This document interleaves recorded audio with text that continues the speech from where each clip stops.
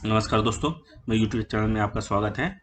आज मैं इस वीडियो लेके आया हूँ, आपके लिए बहुत इंपॉर्टेंट है। अगर आप क्रेडिट कार्ड यूज़ करते हैं तो इस वीडियो तक आप लास्ट तक बने रहिएगा, क्योंकि आपने सुना होगा कि अप्रैल 2022 में आरबीआई ने एक नोटिफिकेशन इशू किया था फॉर क्रेडिट कार्ड के लिए, क्योंकि क्रेडिट कार्ड से रिलेटेड बहुत सारी कंसर्न आ रही थी मार्केट में।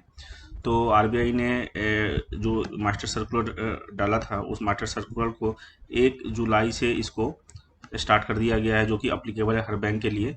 तो मैंने इस पूरे सर्कुलर, बहुत लंबी चौड़ी सर्कुलर थी, इसमें से मैंने कुछ इंपॉर्टेंट पॉइंट आपके लिए मैंने चूज़ किया है।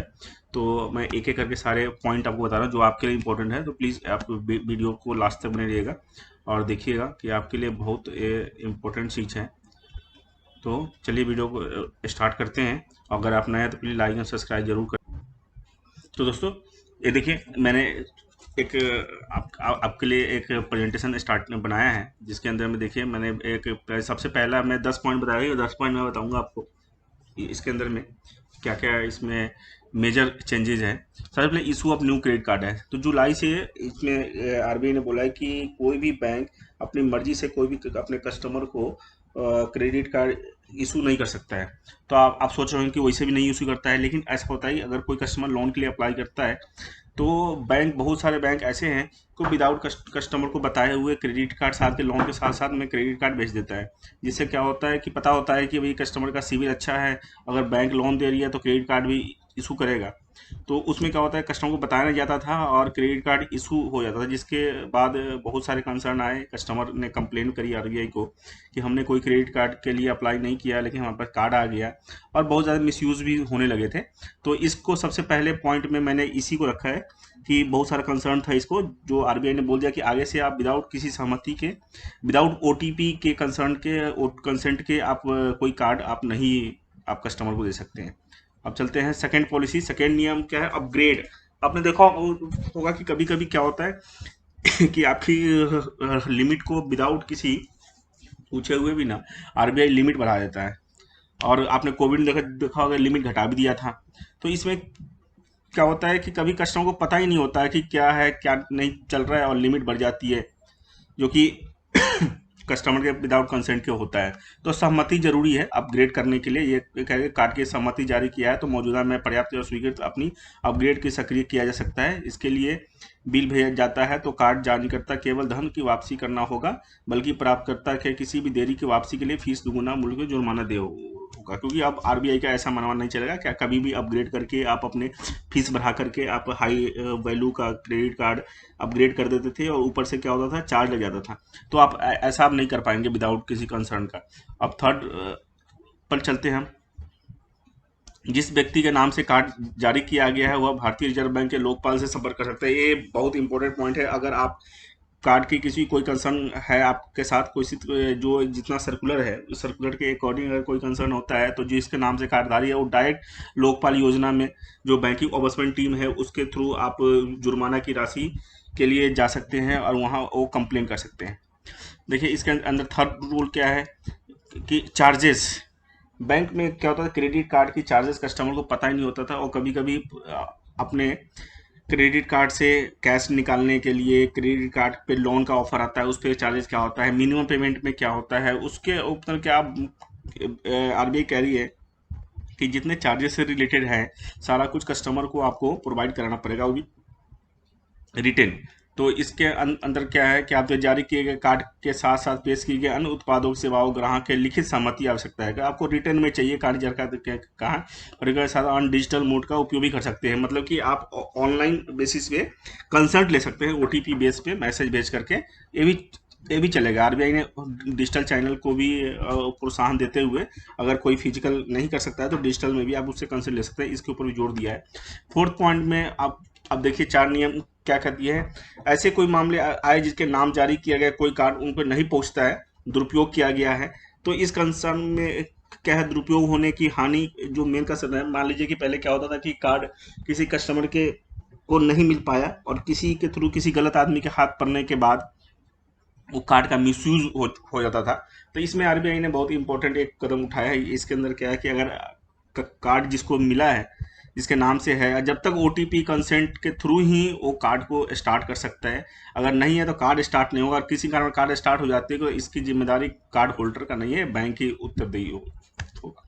अब ये नियम नंबर 5 में है, यदि कार्ड की तारीख 30 दिनों से अधिक, अगर मान लीजिए कि किसी का कार्ड है और इसके अंदर देखिए फाइनल पॉइंट में हमने लिखा है, यदि कार्ड जारी होने की तारीख 30 दिनों से अधिक समय तक ग्राहक द्वारा सक्रिय नहीं किया, मतलब एक्टिवेट नहीं होता है, तो कार्ड जारी करता है क्रेडिट कार्ड करने की कार्ड धारक का वन टाइम पासवर्ड, बट उसके बाद ओटीपी चाहिए होगा कार्ड को स्टार्ट करने के लिए। अगर 30 दिन के अंदर आप कार्ड स्टार्ट नहीं करते तो 30 दिन के बाद आपको ओटीपी बेस पे ही आप इसको एक्टिव कर सकते हैं। उसके बाद देखिए छठा में इंटरेस्ट में क्या होता है, बहुत सारे अभी क्रेडिट कार्ड में क्या होता है 50-50 40-40% का इंटरेस्ट हो चुका था मिनिमम पेमेंट पे। तो बैंक जो आरबीआई कह रही है कि आप अपने उस पर फिक्स करें कि कितना आप रेटों में इंटरेस्ट लेंगे। तो इसके अंदर क्या है, मैंने देखिए कार्ड जारी करता है क्रेडिट कार्ड आवेदन के साथ साथ एक पृष्ठ मुख्य उससे विवरण प्रदान करें, जिसकी एमआईटी इंपोर्टेंट डॉक्यूमेंट होता है एमआईटीसी, जिसके अंदर में सारा कुछ आपको रिटर्न में हो, जिसकी ब्याज दर, शुल्क, अन्य जानकारी, प्रमुख कोई कार्ड शामिल होंगे। क्रेडिट कार्ड आवेदन खारिज होने की स्थिति में कई कार्ड जारी करता लिखित बताना होगा कि आवेदन में खारिज क्यों। और अगर कोई बंदा क्रेडिट कार्ड के लिए अप्लाई करता है और उसका डिक्लाइन हो जाता है तो आपको रिटर्न में आपको देना होगा किस कारण से आपने किसी का क्रेडिट कार्ड आपने रिजेक्ट किया है। पहले क्या होता था कि फ़ोन आता था कि बोल दिया कि हाँ भाई ये आपका कार्ड रिजेक्ट हो गया, लेकिन कस्टमर को पता नहीं होता था कि भाई किस बेसिस पे उसका कार्ड रिजेक्ट हुआ है। तो आगे से आपको ये चीज़ आपको देना पड़ेगा कि आपने किस बेसिस पे उसका कार्ड रिजेक्ट हुआ है, या इनकम बेसिस पे हुआ है, सिविल के बेसिस पे हुआ है, या प्रोफाइल के बेसिस पे हुआ है।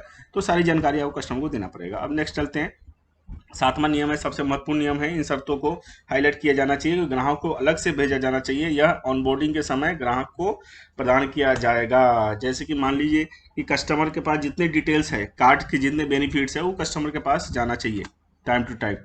कार्ड जारीकर्ता खोए हुए कार्ड का कार्ड धारकों से उत्पन्न होने वाली देनदारी के लिए ग्राहक की बीमा कवर भी शुरू कर सकता है। मान लीजिए कि किसी कस्टमर का कार्ड लॉस्ट, आजकल बहुत सारे फ्रॉड हुए हैं, तो अगर बैंक चाहे तो अपने कस्टमर का इंश्योरेंस कर सकते हैं उसके ऊपर, एक्सपेंस के ऊपर, या उस क्रेडिट कार्ड लिमिट के ऊपर। तो ऐसा आरबीआई ने बोला है कि आप विचार कर सकते हो, अपने बैंक के ऊपर डिपेंड करता है, वो अपने ग्राहक का इंश्योरेंस देना चाहता है तो इंश्योरेंस भी दे सकते हैं। अब देखिए एक्टिव में सबसे बड़ी, चाहे कोई भी जारी करता अगर सक्रिय से पहले क्रेडिट कार्ड सूचना कंपनियों को नए क्रेडिट कार्ड खातों के संबंधित किसी भी क्रेडिट जानकारी की रिपोर्ट नहीं करेगा। इस बहुत इंपॉर्टेंट पॉइंट है ये भी। मान लीजिए इसका मतलब ये है कि जैसे कि जो भी क्रेडिट कार्ड होता है, सपोज कि आपके पास 2 क्रेडिट कार्ड है, तीसरा बनवाया है, तो सिविल में रिपोर्ट हो जाता है कि आपके पास तीसरा क्रेडिट कार्ड है। लेकिन अब इस नियम के अकॉर्डिंग क्या है कि जब तक आप कार्ड यूज स्टार्ट नहीं करोगे तब तक जो आपका कंसर्न बैंक है वो सिविल में आपके क्रेडिट कार्ड का अपडेट नहीं करवा सकता है कि भैया एक क्रेडिट कार्ड भी एक हमारा कस्टमर यूज़ करता है, या ये बस ने नया क्रेडिट कार्ड इशू करवाया है। तो इसमें सबसे इंपॉर्टेंट पॉइंट, बहुत सारे लोग कहते हैं कि ऑफर की वजह से क्रेडिट कार्ड ले लेते थे लेकिन उसको इशू नहीं करते थे, लेकिन उनकी क्रेडिबिलिटी में ये चीज़ आता था कि इतने की इसकी लिमिट चल रही है, जिससे क्या होता है कभी वो लोन ले तो इतने की कैपिंग आती थी। हर बैंक बोलता था कि भैया इतने की आपकी लिमिट चल रही है तो आपने इसके इतने देनदार हो। अब देखिए 10वां नियम है कलेक्शन। ये देखिए कलेक्शन को लेकर के सब लोग परेशान होते हैं। ये कलेक्शन वाले, अगर हमारे क्रेडिट कार्ड लेट पेमेंट हो गई, आपने लेट से पेमेंट किया है या पेमेंट में डिले हो रहा है, तो ऐसे ऐसे लोग गलत तरीके से कलेक्शन कॉल करते थे, जिससे लोग परेशान हो जाते थे। किसी की टाइम कभी भी खराब हो सकती है। स्पेशली कोविड के टाइम में लोगों के पास हरासमेंट हुए लोगों को कि क्रेडिट कार्ड की पेमेंट नहीं दे रही है, तो गंदे गालियाँ दे करके, क्योंकि जो एक क्रेडिट कार्ड कलेक्शन टीम होता है ना, वो डायरेक्ट बैंकर कलेक्टर नहीं करता है, किसी एजेंसी के थ्रू कलेक्शन करवाते हैं। और वो जो कलेक्शन एजेंसी होता है वो अलग तरीके से ही डील करता है कस्टमर के साथ। तो अब आरबीआई ने बोला है कि सबसे पहले जो टेली मार्केटिंग की नियुक्ति होगी वो ट्राई के अकॉर्डिंग वो सारा का सारा नंबर होगा, रिकॉर्डेबल नंबर होगा, और इनकी टाइमिंग 10 से 7 बजे तक की होगा, और किसी भी ग्राहक को आप धमकी नहीं दे सकते। और अलग से इन्होंने मास्टर सर्कुलर बनाया है कलेक्शन के लिए भी। तो मैं नेक्स्ट वीडियो में आपको कलेक्शन से रिलेटेड मास्टर सर्कुलर बताऊंगा। तो इस वीडियो में बने रहने के लिए थैंक यू वेरी मच। तो आपने देखा होगा कि इतने सारे जो महत्वपूर्ण नियम था वो मैंने कवर किया है, और आगे के लिए मैं आपको ये जो आरबीआई का सर्कुलर है वो भी मैं आपको डाल दूंगा अपने वीडियो के लिंक्स में, तो आप वहाँ भी जाकर के आप देख सकते हैं। तो थैंक यू वेरी मच।